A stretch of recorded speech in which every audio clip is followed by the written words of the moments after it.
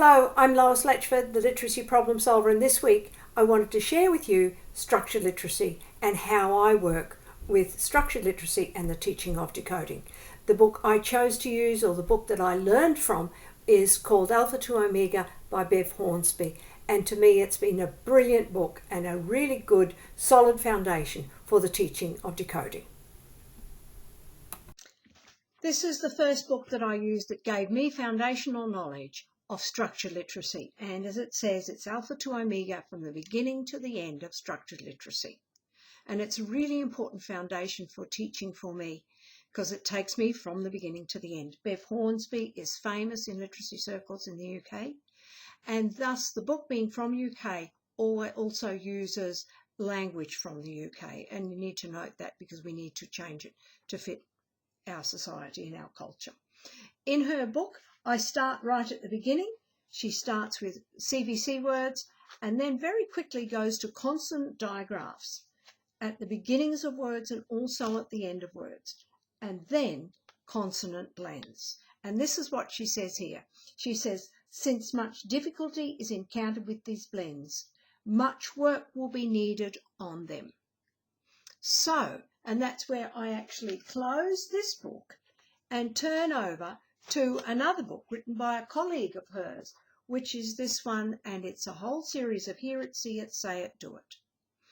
This is a 4-series book, and since it was quite expensive when I was buying them, I only bought book 3, but I worked with book 2, bought book 3, but I adapted them, and I did not, as you can see, I didn't cut this one up, but I've used it again and again and again, making my own resources. Book 1 was just simply the vowel sounds. Book 2 was consonant digraphs. The TH, the SH, and the CH, and they're the ones I want to show you.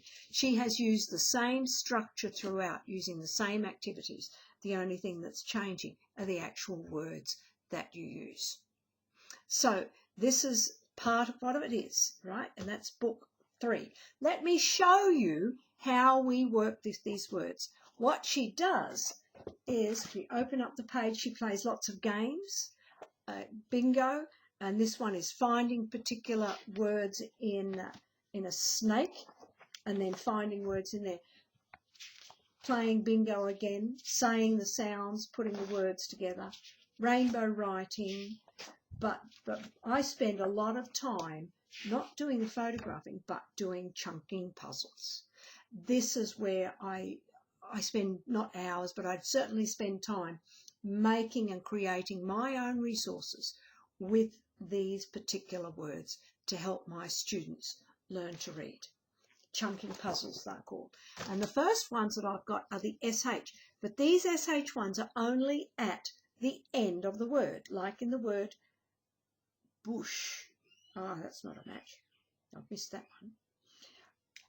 There it is. Bash, and then I've got rash, and then we've got dash, and then I've got wish, and I've got cash. I don't know what that one's doing there. It's an extra. Dish